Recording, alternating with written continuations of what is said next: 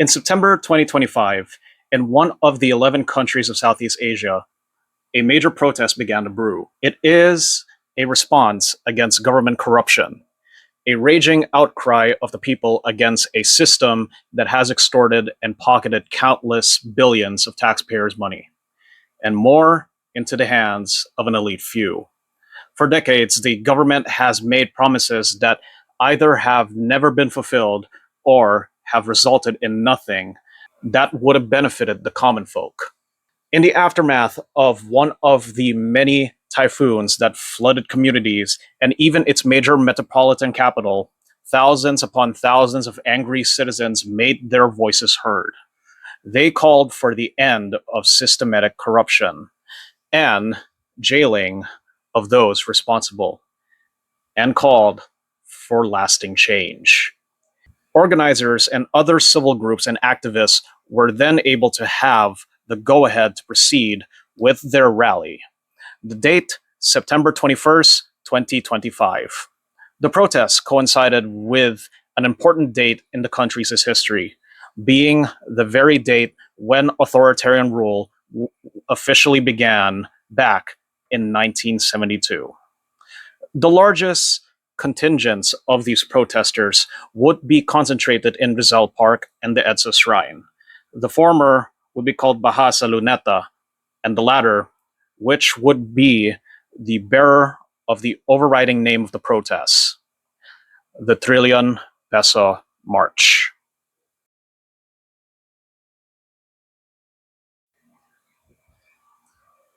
Hey, fellas.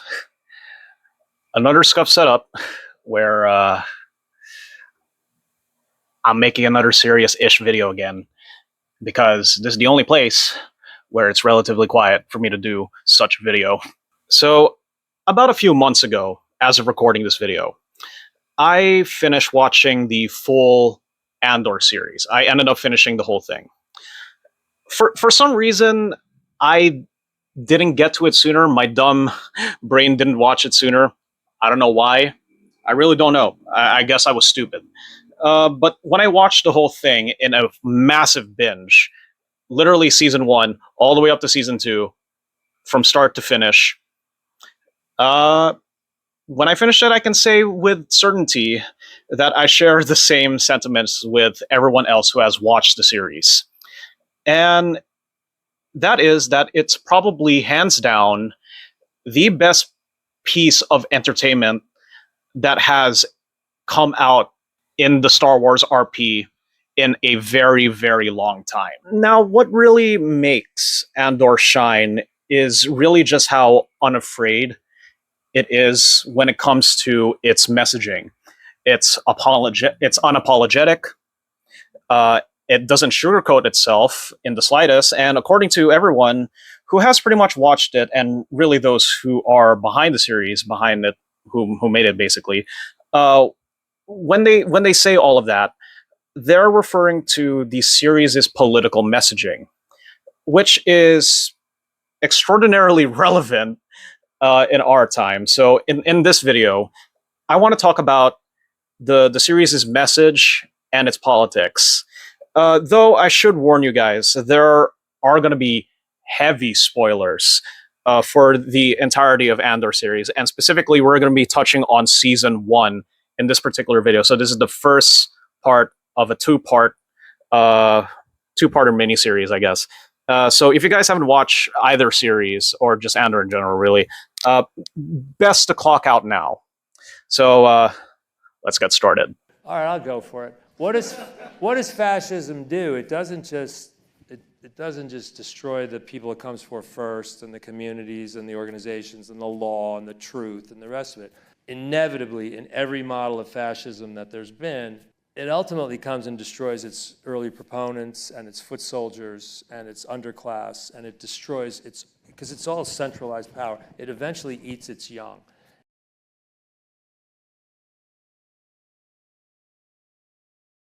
So before we get into the muddy weeds of it, I want to bring up a question for you guys. How many times have you guys heard the phrase "keep politics out of XYZ"? Um, the answer is a lot.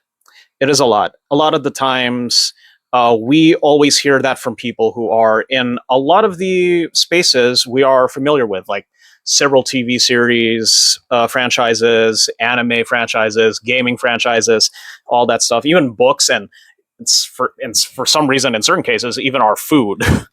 um, but that is depending on the situation, obviously. But going back to this saying that I've heard way too many times that I have lost count. I have, like, again, I've essentially lost count because that has been said to me so many times, and it's really annoying. So imagine what happened when when the Andor series was finally released. Like, one of the most politically charged pieces of our media that is attached to a very famous and recognizable IP, nonetheless. Like, imagine the reaction to that. And besides the countless acclamations it received from both Star Wars fans and non Star Wars fans, there are still a small but a very extremely vocal minority that said that they didn't like it, and it's because of its politics. Which, I won't lie, it really confused me when they started saying that. Because, in all honesty, because when you just peer away from the spectacle and just peer away from the Jedi, Sith, and the Force stuff, Star Wars has always been inherently political. It's just that, according to people on Twitter, which I haven't used in a very long time, and I will never use that again, and according to some according to some 30 plus year old child here on YouTube, uh, apparently they just don't understand that. And from my observation, these people basically are just either too hung up on nostalgia, or again, they simply just do not understand. In some other cases, maybe they just don't agree with the politics and they believe in another type of politics, which is uh, another form of problematic stuff. But the Andor series has pretty much made itself clear that it isn't made for kids, first of all. Also, in the series, there are no lightsabers, relatively zero mentions of the Force, basically no Jedi and no Sith. And this is basically my response to these comments. I mean, it's crazy. Like, I don't know what they mean about them stating numerous stuff from the series that doesn't feel like Star Wars. I don't.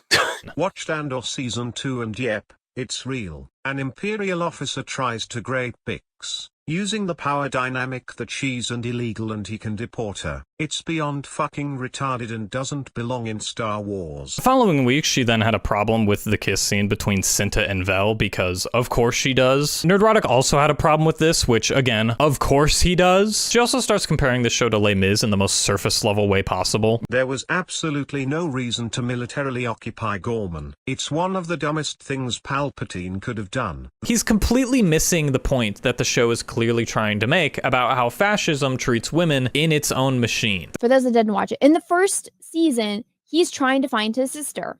That whole plot has completely disappeared. If all you got from Cassian's arc in season 1 was that he was looking for his sister, I think you might just be stupid.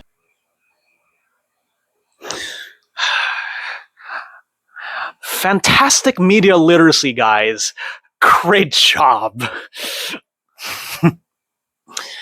Fucking idiots. Anyways, enough of that. I won't address all of that stuff directly because this isn't what this video is about. And besides, there are many members of the Star Wars community and the Star Wars fan base, basically, who have done their job in, essentially addressing all of that stuff themselves. Instead, alongside discussing and explaining Andor's message, this video might as well act as my own response again, but not directly to these people. Instead, directly to those of a wider public audience. Now, pretty much everyone is familiar with the overall story of Star Wars, in how the Old Republic's institutions and supposed guardians of peace began to fail because of its fragile democracy being unable to sustain itself, which gave the rise to the Galactic Empire, basically Star Wars' version of Germany. Um, Over the course of its still short lifetime, the Empire spread its hand of power very, very far in a short period of time, controlling pretty much every bit of rule with tyranny.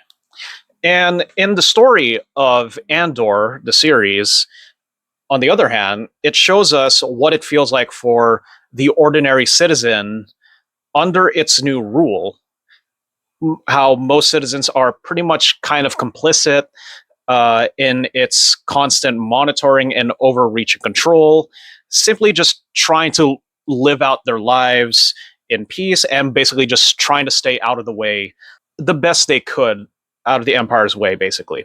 And politically, the Senate, which once held major sway in the Old Republic, is now nothing but a fallacy meant to show a mask of legitimacy within the Empire's tyrannical rule.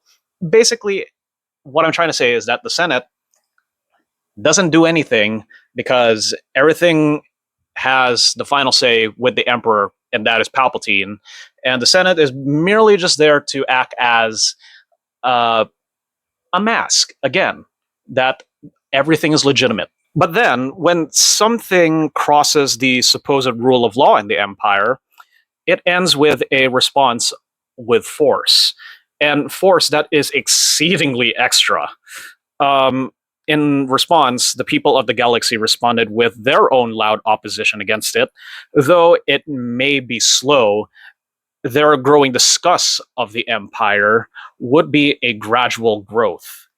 And throughout its two seasons, Andor shows us how our protagonist, Cassian Andor, who would become the future heroes of the Rogue One movie, on just how he becomes radicalized himself. And it also presents us how people under fascist rule would soon rise against the abuses that were committed. And it tells us why people even join the fight against the Empire in the first place, and for what cause they are fighting for. Remember this. Freedom is a pure idea. And even the smallest act of insurrection pushes our lines forward. Remember this. Try.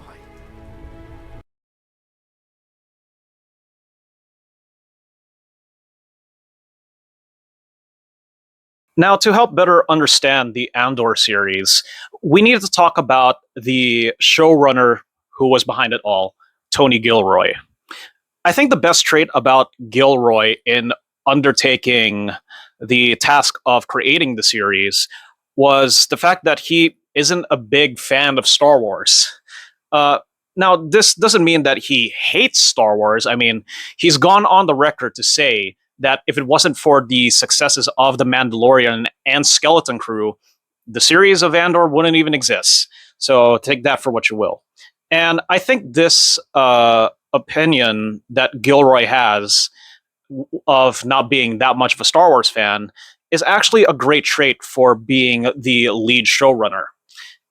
He would essentially not feel that much pressure from a lot of the, rabid members of the fan base, and pretty much focused himself in just trying to create the Andor series within the Star Wars IP. And as much as Gilroy focused on doing just that, he began to study different uprisings, revolts, and also revolutions that have happened throughout our world history. Uh, it makes sense for him to do so, obviously, since the whole premise of Andor is how people become emboldened and or radicalized to fight against an authoritarian regime. It's also important to note that Gilroy doesn't really keep his politics a secret. Uh, he's been quite open about it and is even open about the politics that is being represented in Andor. So, pretty much with that in mind, the series essentially serves as a metaphorical allegory to our current state of politics, no matter where you are in the world.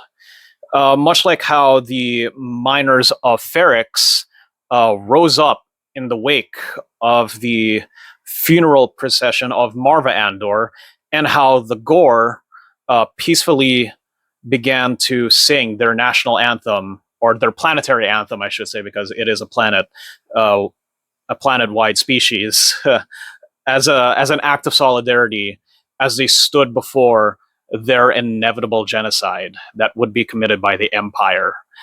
But let's take some time to touch on Star Wars' politics before Andor's. So, as I said, when it comes to Star Wars, it is inherently political. Both the original and the prequel trilogy. Uh, we don't talk about the other one; that doesn't exist.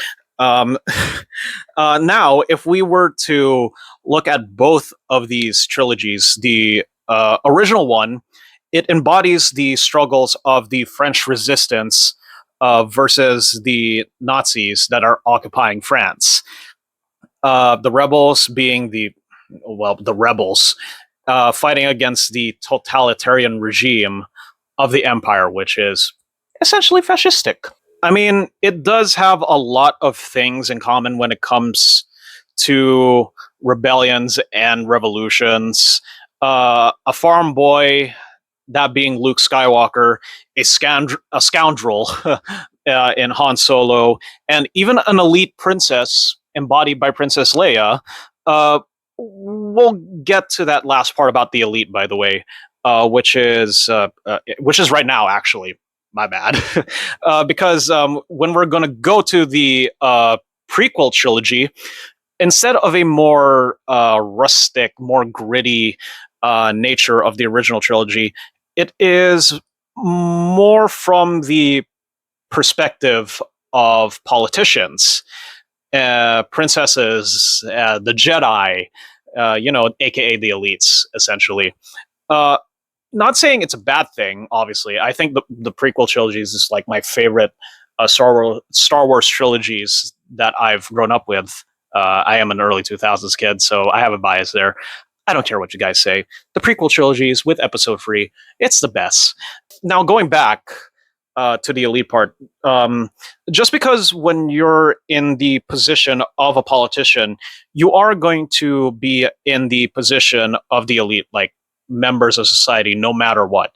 And it just and that includes, like, the clergy, which is the Jedi. And in the prequel trilogy, what makes it politically relevant now, especially with the added context of the Andor series, plus with the current state of our world again, is that it shows us how fragile democracy is, how corruption can be seeded through a group, a conglomerate even, and through someone's deranged ambitions for absolute power and control.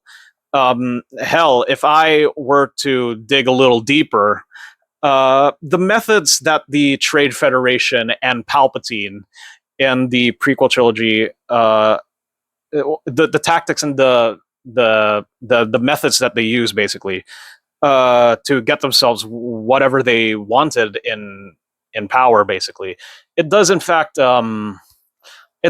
how corruption and the destruction of liberties and democracies happen in the real world, in a way. I mean, you guys just don't really have to think about it too hard. I mean, think about it. Uh, a rich group of traders under under a corporation that has political sway or power, even their own army, causing a massive crisis. Then the political establishment believed that they did the right thing by electing somebody who swore to clean up the mess, but instead made a much bigger mess that would eventually turn into a trash fire. Not hard to see the parallels there with that and this. So, with all of this in mind, let's go back to Andor. One of the best things about the series is really just how grounded it feels. Yes, we go to different planets, we switch perspectives pretty much all throughout the series. But since there aren't any real fantastical elements with Jedi, Sith, and the Force, and stuff of the sort, it feels more human. Basically, it focuses on the more common folk and the current state of the People's Society in the Andor series appears to be a powder keg just waiting to explode, which is where we discuss and explain the character of Luthen Rael, played by the great Stellan Skarsgård. Luthen represents, you can say, the more dark side of what makes a revolution brew. The character was portrayed as a former Imperial lieutenant or sergeant.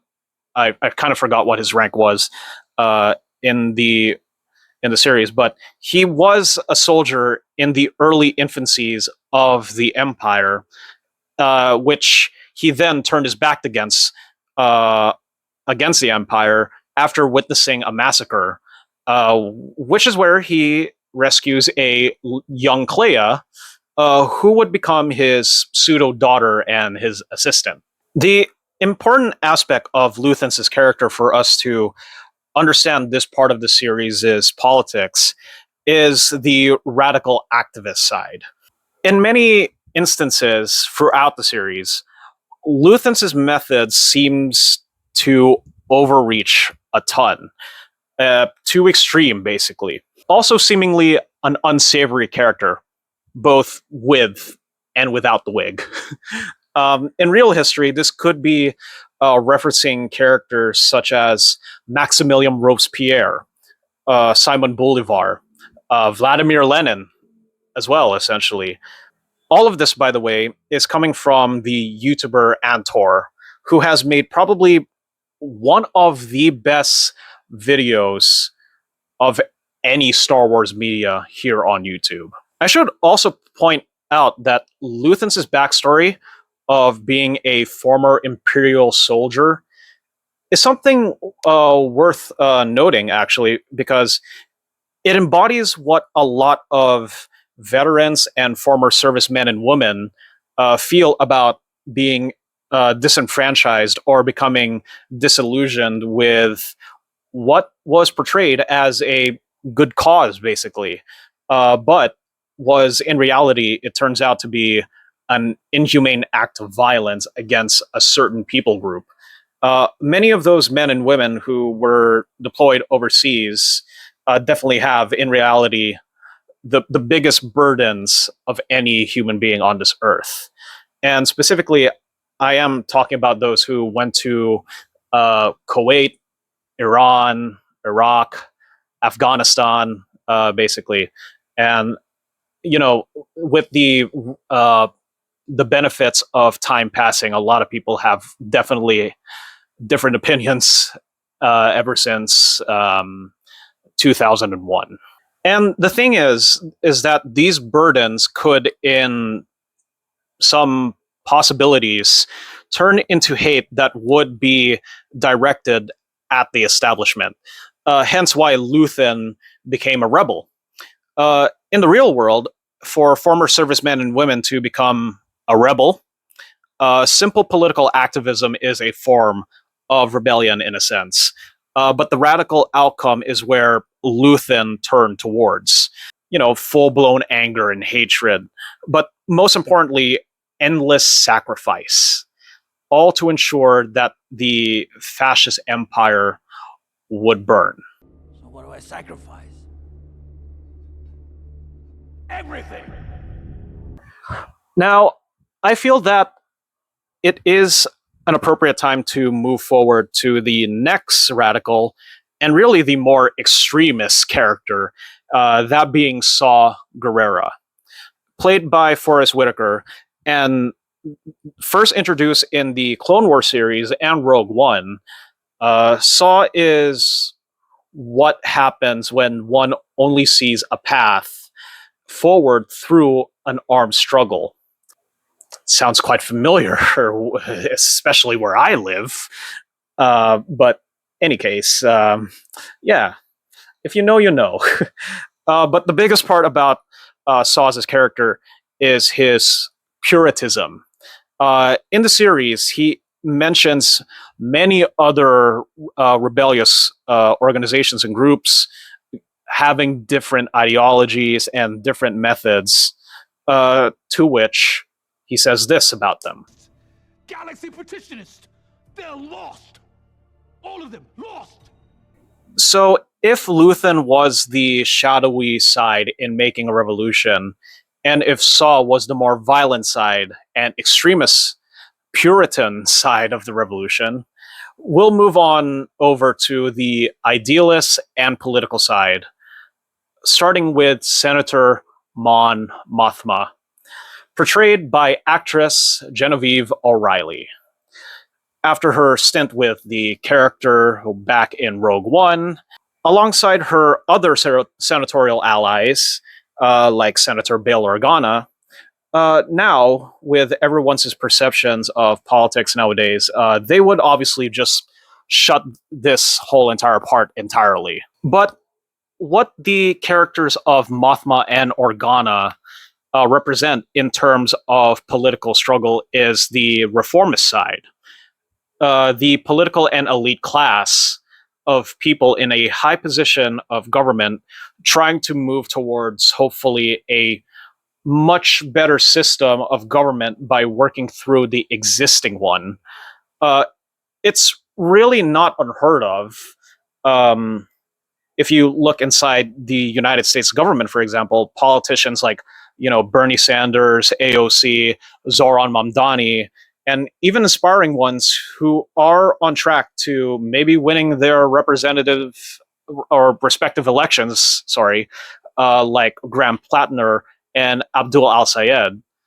They're they're basically the examples of the sort of progressive reformist side of just trying to move past authoritarian rule, or at least fascist enabling, authoritarian enabling rule. And over here, where I live in the Philippines, for a more personal example, politicians like Hontiveros, De Lima, and those within the Makabayan or progressive bloc, I would always refer them to as, these politicians may not be taking up, arms to literally go to an armed struggle to push forward change, but instead try to work within the system through political and democratic means, to have the system work for everyone.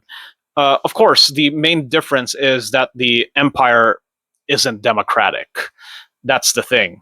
It rules by installing fear and force amongst its citizens to bring strict and harsh enforcement of the rules.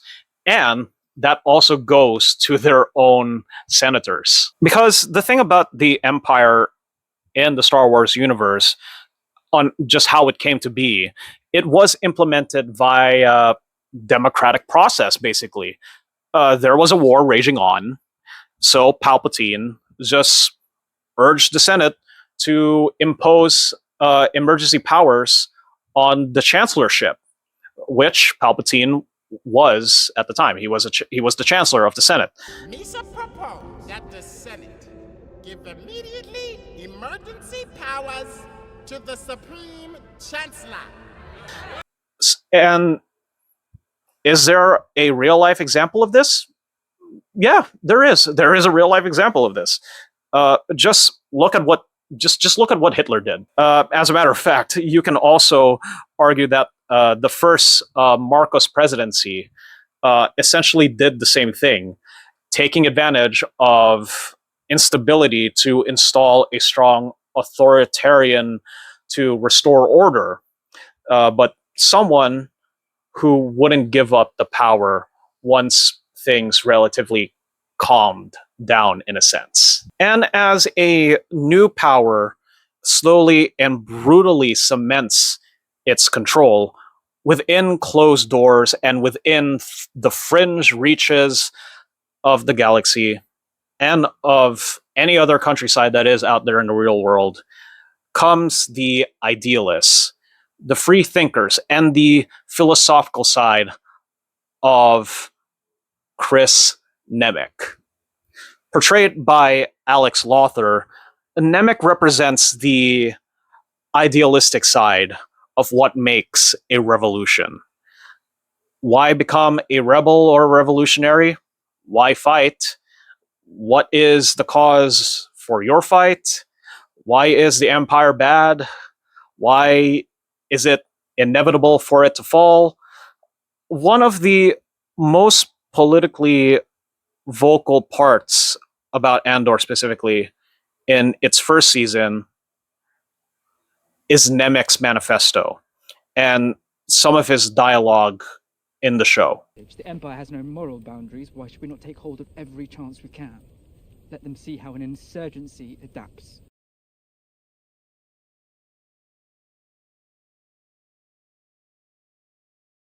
The most important thing to note from Nemec's manifesto is the emphasis on small actions. Simply speaking out against tyranny is already a small act of rebellion, because tyranny requires constant action. Plus, the populace of the people will always outnumber the few who are ruling at the very top. Nemec's manifesto even said that oppression is the mask of fear, and that authority is brittle. The one inherent flaw about authoritarianism is that it would always end up eating itself alive, simply because their system purely relies on coercion towards its people. And the reason why they do so is that they're just basically afraid of their own people. And that is because they know that the people are more powerful than them twice over. There's also this other bit from Nemec's manifesto.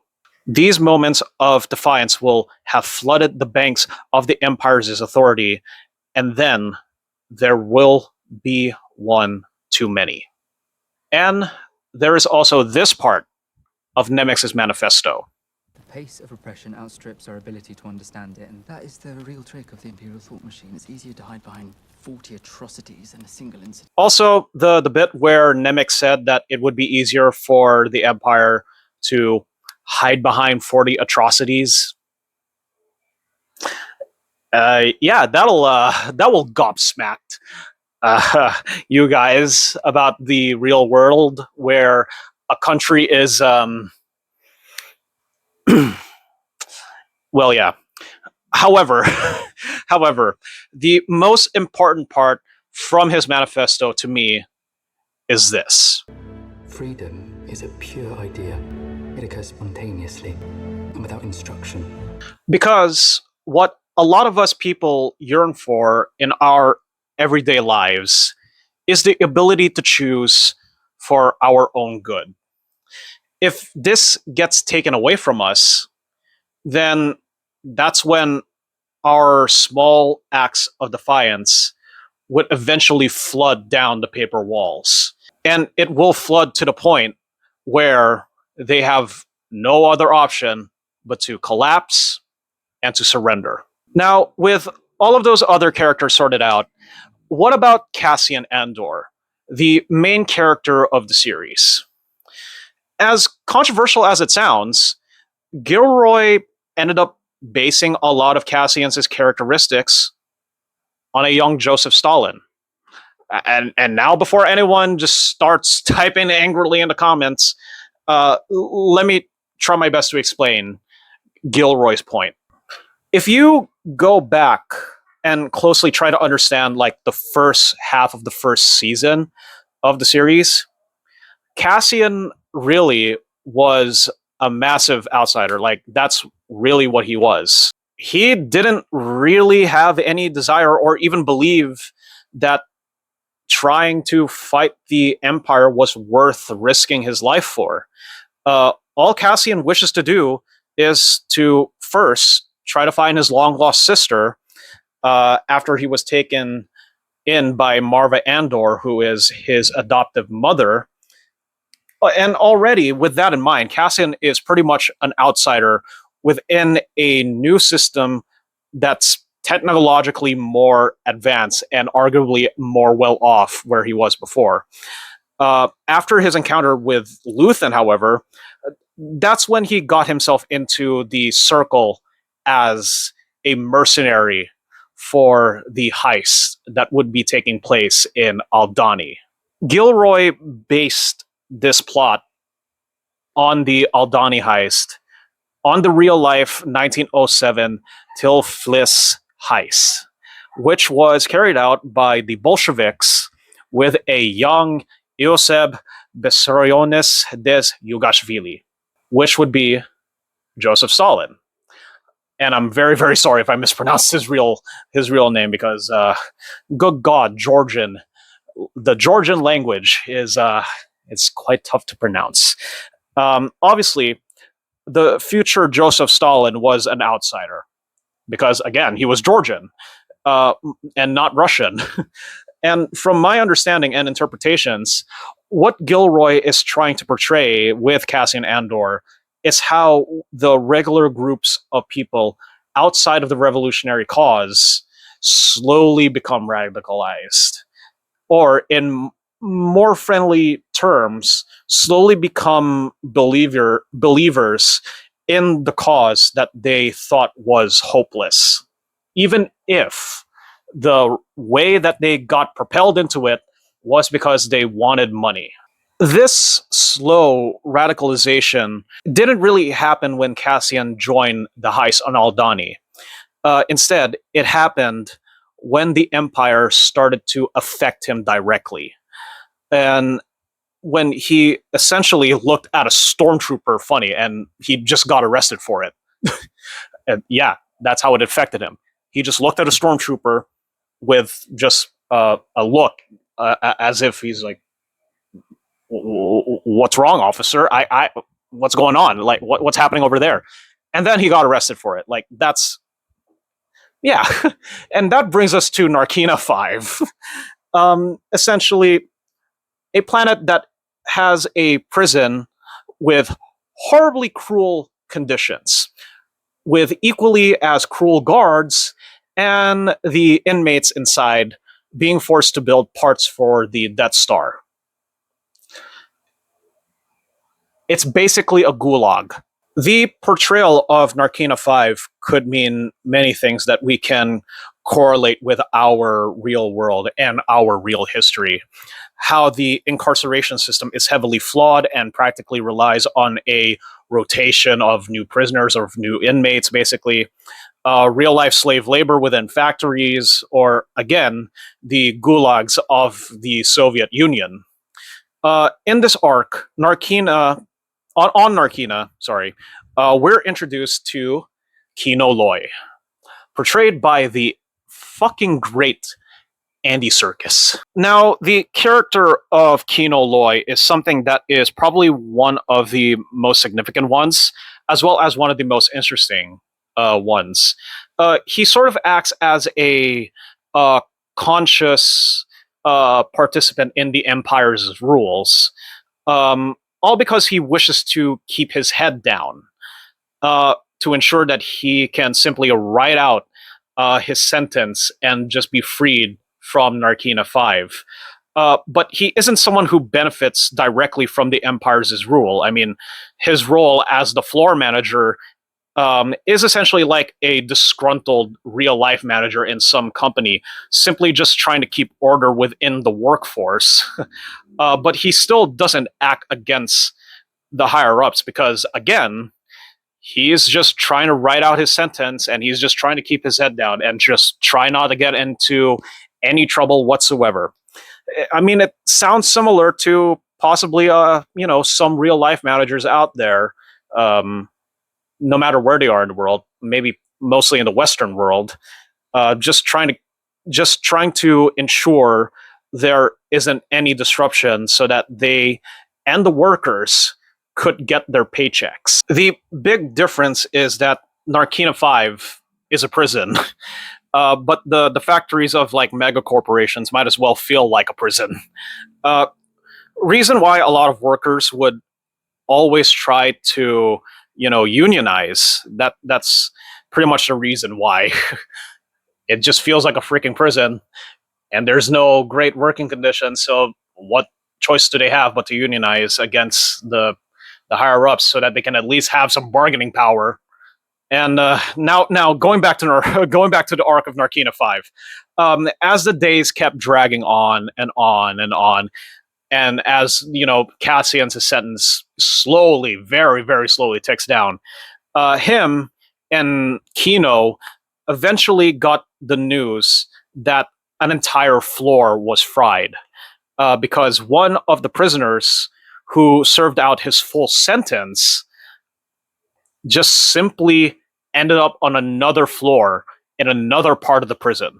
And if Cassian's breaking point was ending up on Narkina 5 in the first place, Kino Loy's breaking point would be the stark revelation that he always tried to deny in his head and try to convince himself that the incident wasn't real and that he can just write out his sentence and just get out normally.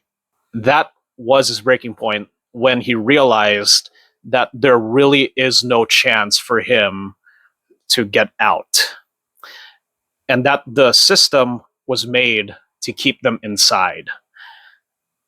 So with that,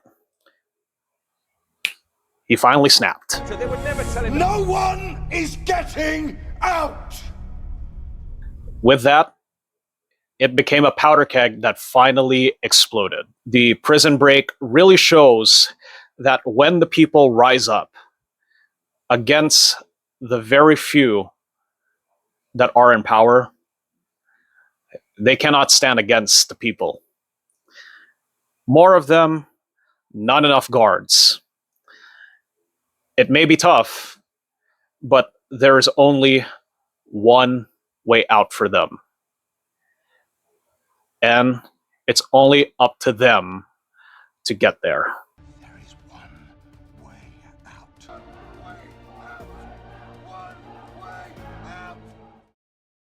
And once Cassian finally got out and made his way back home to Ferrix, his adoptive mother, Marva, unfortunately succumbed to illness of her old age. In her funeral procession, which honored her as a member of the Daughters of Ferrix, which is a social club that the people wholeheartedly admired as an integral part of their community.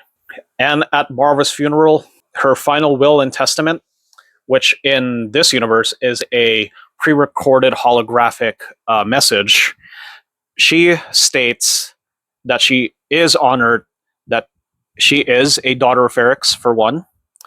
But in her speech, in the pre-recorded message, Marva also expressed further honor for the dead, because those who came before are those whom we should always strive to remember, and that we should look towards those who came before us as our sense of inspiration to lift us up from our slumps. And the biggest part of Marvis's message is that the people have been sleeping. They have been sleeping for too long. We were sleeping. I've been sleeping. Because when people feel that there is relatively a sense of normalcy within their communities, when they feel like they can simply have each other, then they'd be left alone from the dark reaches of tyranny, right? But once they let that come in, it would simply not be visiting. This is because freedom, liberty, and democracy, it always has to be constantly defended. Not just by those who are working from the positions of power, but from us, the people.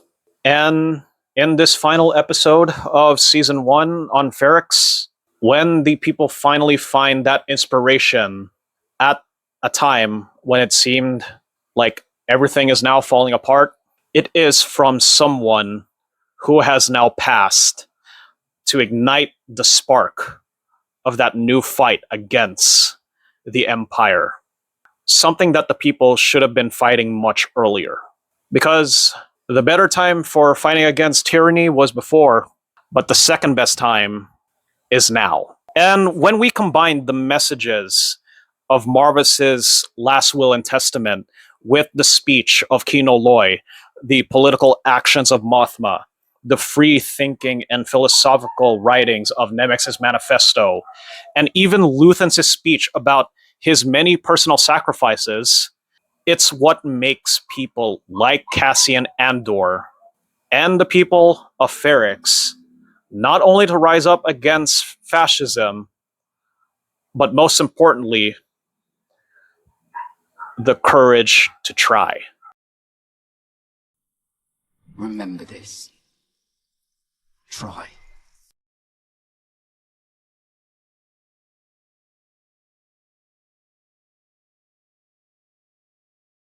You know, when I was writing the script for this video, a lot of shit has happened over the course of that time. I mostly try my best to stay away from most of the bad news, but not so much to the point where I would be misinformed or just not informed at all of what is happening in the world. But and yeah, as I looked at the things that I have been seeing and watching just transpiring, specifically in the United States and also back home here in the Philippines, it really, really does feel like things are truly just falling apart around me. I mean, just here alone, where I live in the Philippines, we have essentially fallen into a constitutional crisis. Across the Pacific, in the meantime, the United States seems to also be falling further and further into a pseudo-authoritarian state. Meanwhile, in another part of the world, the Palestinians in the Middle East are still facing a genocide. Oh, and let's not forget the war on Iran that's been propagated by the United States and Israel, as well as the still ever ongoing war between Ukraine and Russia. I mean, it really does feel like a lot of things around us are really, really just falling apart again. A lot of folks, including myself, especially those who have studied or at least shown interest in history and in politics, I feel like a unique kind of dread when we look at all of what is just happening currently today. Yeah, it's dreadful. But remember this, and once again, I'm going to be paraphrasing this quote heavily. The best time to fight tyranny was before. The second best time is now. But there was this other quote that I found from an author named Eric Fromm in his book Escape from Freedom. There is this passage that has struck a chord, and it's this one right here. When fascism came into power, most people were unprepared, both theoretically and practically. They were unable to believe that man could exhibit such propensities for evil, such lust for power, such disregard for the rights of the weak, or such yearning for submission. Only a few had been aware of the rumbling of the volcano preceding the outbreak. The book itself, Escape from Freedom, is essentially a psychoanalysis that explores why humanity always seems to be shifting their own assessments on freedom to restrictions towards their very own freedom. But the last part of this passage, where it points out a few who have been aware of the creeping reaches of authoritarian or tyrannical rule, whoever they may be in your view and in your lives, take it from this first season of Andor. We should have woken up a lot earlier. And we should have been taking action from the start when they started to show their true colors. It is, in the end, all up to us. And if there are many others who are in need of help and who are struggling, help them any way you can. There are also many others that are out there doing their best to try and help others as well.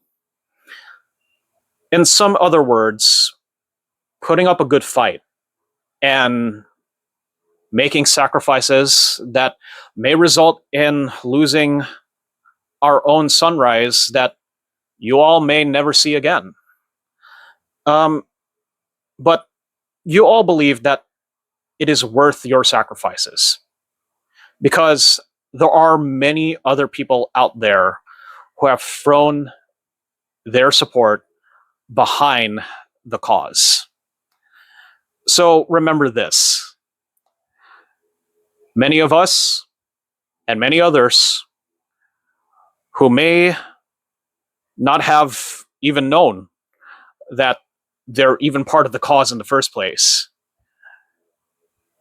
many of us are with you, all for a future that we hope to see that is just hopefully much better than our current time. No matter how hard it may be, and no matter how hopeless it seems, there is only one way out. And that way out is to try. Remember this. Try. If I could do it again, I'd wake up early and be fighting.